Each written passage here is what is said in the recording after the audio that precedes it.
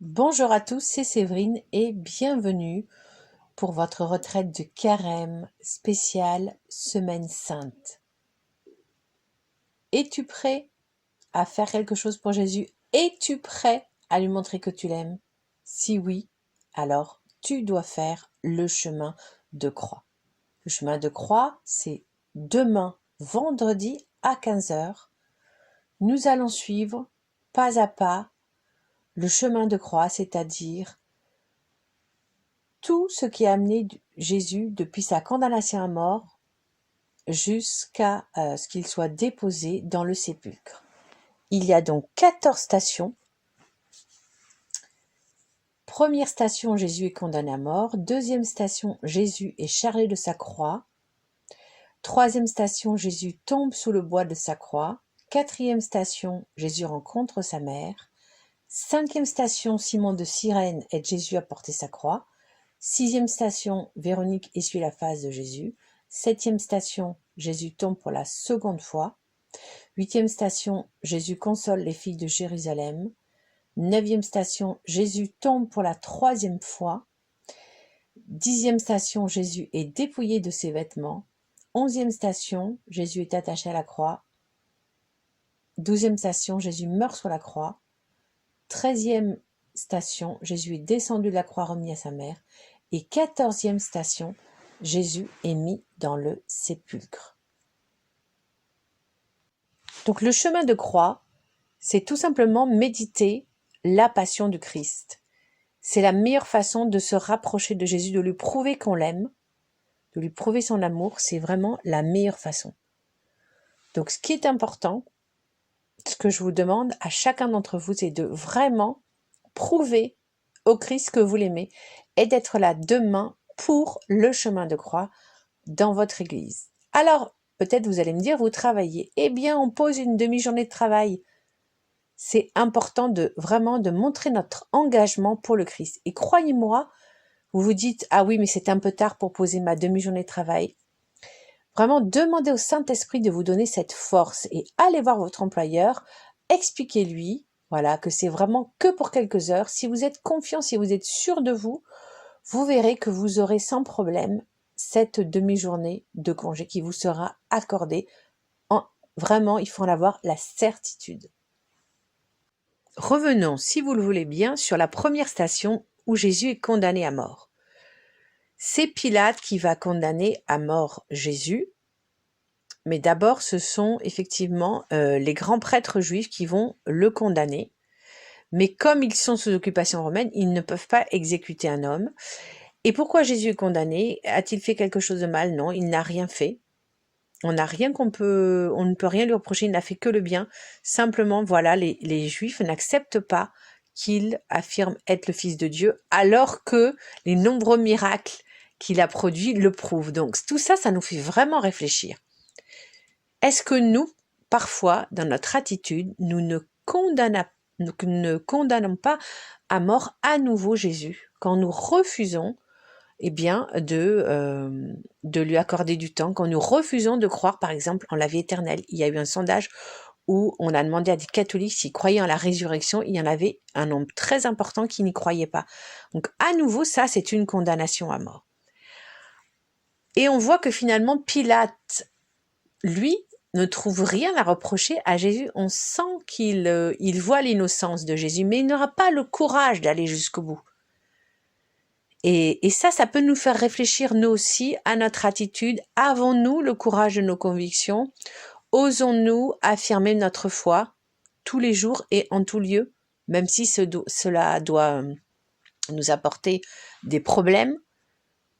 Voilà, donc quand on médite les 14 stations du chemin de croix, on médite sur ce que Jésus a souffert et sur notre relation personnelle à Jésus. Deuxième station, Jésus est chargé de sa croix. Donc Jésus accepte de porter cette croix qui est injuste. Il accepte, pourquoi? Pour nous sauver, pour nous offrir à chacun la rédemption, pour nous offrir à chacun, à tous ceux qui le suivront, la vie éternelle. Et ça, c'est très important parce que nous-mêmes, nous pouvons dans nos vies quotidiennes avoir comme ça des croix à porter. Est-ce que nous acceptons de la porter? Et moi, je pense que ce qui est important, c'est que si nous acceptons de porter notre croix, eh bien, nous avons la garantie que nous irons au paradis. C'est ce que Jésus nous dit. Et ça change totalement la portée du chemin de croix. On voit que le chemin de croix, c'est tout simplement l'espérance qui nous montre que la lumière va vaincre les ténèbres, que l'amour va vaincre la mort. C'est vraiment important. Troisième station, Jésus tombe sur le poids de sa croix. Et nous aussi, voilà, nous pouvons tomber au quotidien. Et si nous accompagnons Jésus dans ce chemin de croix, eh bien, il nous donnera, si nous l'aidons Jésus à se relever, parce qu'il va se relever, eh bien, lui aussi, il nous aidera, en fait. C'est vraiment une communion entre Jésus et nous. Quatrième station, Jésus rencontre sa mère, vraiment l'importance de prier Marie, de se confier à Marie, car Jésus nous a demandé, voilà, d'accepter Marie comme sa mère. Donc, si nous prions Marie, nous prions Jésus. Et voilà, vous connaissez la formule de Saint Louis-Marie Grignon de Montfort, tout à Jésus par Marie. Cinquième station, Simon de Cyrène aide Jésus à porter sa croix. Donc là, c'est important d'avoir quelqu'un, d'accepter de l'aide. Mais je vous donne une petite info, c'est qu'en réalité, Simon de Cyrène n'a pas aidé Jésus de manière altruiste, comme Jésus va le révéler à sœur Josépha Ménédez. Et en fait, il lui révèle qu'en fait, Simon de Cyrène était donc un mercenaire. Il a été payé pour porter la croix de Jésus. Il révèle que Simon de Cyrène lui-même, au bout d'un moment, sa croix était trop lourde pour lui, alors que lui, il n'avait pas subi la flagellation, les tortures que Jésus a subies avant de porter la croix. Et il se déchargeait du plus lourd de la croix sur Jésus. Donc on voit que jusqu'au bout que Jésus, même si en apparence il est aidé par Simon de Cyrène, en réalité c'est Jésus qui aide Simon de Cyrène. Et c'est ça la beauté vraiment inouïe du sacrifice de Jésus pour nous, on ne s'en rend vraiment pas compte. C'est que en acceptant de porter notre croix, eh bien c'est Jésus qui la porte. Et vraiment, soyez-en convaincus, à vous tous qui vivez des moments vraiment difficiles.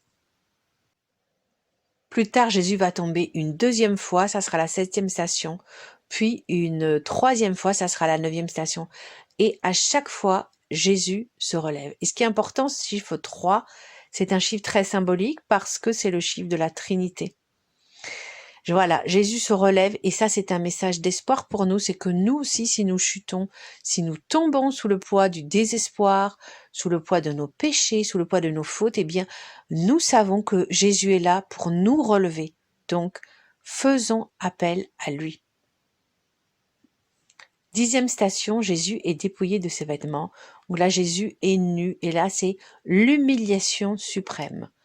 Se retrouver nu, il n'y a rien de pire pour Jésus qui était une personne très pure, puisque c'est en cela qu'il était différent de chaque être humain, voilà, c'était un être chaste, vierge, hein, c'est un saint vierge lui aussi, fils de la Sainte Vierge, saint vierge lui-même, et se retrouver comme ça nu, c'est l'humiliation suprême que Jésus a acceptée pour nous, et cela nous montre que si nous-mêmes nous vivons des humiliations, eh bien, nous pouvons être convaincus que nous ne sommes pas seuls, que vraiment si nous offrons cette humiliation à Jésus, sans sombrer dans le désespoir, eh bien Jésus est là avec nous et il nous soutient. Et il sait que cette humiliation va porter ses fruits, que voilà, il y aura une grande gloire après. Nous avons ensuite 11e station, Jésus est attaché à la croix. Donc là, la souffrance encore qui s'accentue. Ce qui n'est pas dit dans les 14 stations de chemin de croix, c'est toutes les tortures que Jésus a subies avant de porter sa croix. Jésus donc a été flagellé d'une très grande cruauté. On lui a mis on l'a giflé, on l'a battu, on a donné des coups de poing. Enfin, c'est vraiment, quand on lui donne sa croix portée, il est déjà une loque humaine. Il n'a même plus de force. Voilà. Et là, évidemment, quand on le crucifie, bien, vous imaginez la violence quand on vous enfonce des clous. Enfin, on ne peut nous qu'imaginer. Qu'on vous attache les bras écartés alors que vous-même, vous êtes une loque, vous n'avez plus de force. C'est une souffrance qui est indicible. Et là, encore une fois, Jésus se laisse totalement faire pour nous. Vraiment, prenons conscience de ça, de cette souffrance qu'il a acceptée pour nous. Et avant de mourir, il dira plusieurs choses. Première chose, j'ai soif, qui est évidemment une soif physiologique, là comme un être humain qui se vide de son sang, de sa sueur et qui a soif. Mais c'est aussi une soif d'amour d'être aimé par nous. Et c'est vraiment ce que Jésus nous demande de faire, de contempler sa croix, de l'aimer en fait, de le consoler. Est-ce qu'on est prêt à consoler Jésus? Ça, c'est première parole. Deuxième parole, mon Père, pourquoi m'as-tu abandonné? Donc là, on voit que Jésus, en fait, est vraiment au plus bas moralement, car il y a évidemment cette atroce souffrance physique, mais il y a cette horrible souffrance morale qui est peut-être encore même pire, puisque là, Jésus est abandonné par ses disciples, ceux qui sont devant la croix se moquent de lui, l'insultent, et il ne ressent plus la présence de son Père. Son Père est parti. Et c'est ce que beaucoup d'êtres humains nous pouvons ressentir, voilà, quand nous souffrons. Nous avons l'impression que Dieu n'est pas là. Et Jésus lui-même a ressenti ça. Donc Jésus, il sait ce que vous ressentez. Et bien sûr que Dieu est là. Dieu est toujours là. Mais Dieu a voulu que Jésus, son Fils, connaisse les mêmes souffrances que chaque être humain. Et il lui a retiré ce privilège qu'il avait d'être en perpétuelle communion avec lui, pour là se retrouver comme un être humain lambda qui ne ressentirait pas la présence de Dieu. Et là, c'est une très grande souffrance. Voilà, donc c'est pour toute personne qui se sent seule, abandonnée de tous. Bien, sachez que Jésus a déjà vécu tout ça pour vous et qu'il est avec vous et qu'en réalité, vous n'êtes jamais seul, même si vous ne ressentez pas la présence de Dieu. Dieu est toujours là et d'ailleurs, Jésus lui parle, puisque sa dernière parole sera « Père, pardonne-leur, ils ne savent pas ce qu'ils font ». Donc on voit Jésus parle à son Père parce que même s'il ne ressent pas sa présence, il sait qu'il est là. Il le sait au plus profond de son cœur, au plus profond de son âme. Et on voit que vraiment son dernier cri, c'est un cri de pardon, c'est un cri d'amour. Et vraiment pour nous, ça doit, je pense, être voilà, une inspiration, une motivation quand nous avons du mal à pardonner. Peu d'entre nous peuvent dire qu'ils ont à pardonner des choses aussi cruelles que ce que Jésus a subi. Certains, voilà, ont subi vraiment des choses très dures, mais bien souvent, nous avons subi des choses beaucoup moins dures que celles que Jésus a subies. Alors, essayons, voilà, comme Jésus a pardonné à ses bourreaux, à pardonner à chacun d'entre nous nos péchés, bien nous aussi, nous pouvons par principe décider que nous allons pardonner et que voilà, Jésus va nous aider à pardonner même si c'est difficile. Parce que pourquoi on pardonne? Parce que c'est l'amour qui vainc le mal, l'amour qui va être vainqueur de la mort, vainqueur de Lucifer, du mal, de Satan définitivement. Voilà, donc c'est vraiment, on termine par un très beau message d'espoir, c'est que en fait, la croix, instrument de torture, devient un instrument de salvation. Il nous sauve tous. Voilà, donc j'espère que vous serez au rendez-vous demain à 15h sans faute. Jésus compte sur vous. Il a besoin d'être accompagné, il a besoin d'être consolé de toute cette souffrance qu'il a acceptée, qu'il a endurée pour nous. C'est le moins que nous puissions faire. Soyons remplis de gratitude et soyons tous là demain à 15h. Et vous verrez que en accompagnant Jésus, en consolant Jésus, eh bien, de grandes grâces seront répandues dans notre âme. Voilà. Eh bien, c'est terminé pour aujourd'hui. Pensez à liker et à partager ce podcast pour qu'il y ait vraiment un maximum de personnes qui soient présentes demain au chemin de croix avec notre Christ bien-aimé. Et on se retrouve dimanche pour Pâques. À très bientôt. Soyez grandement bénis.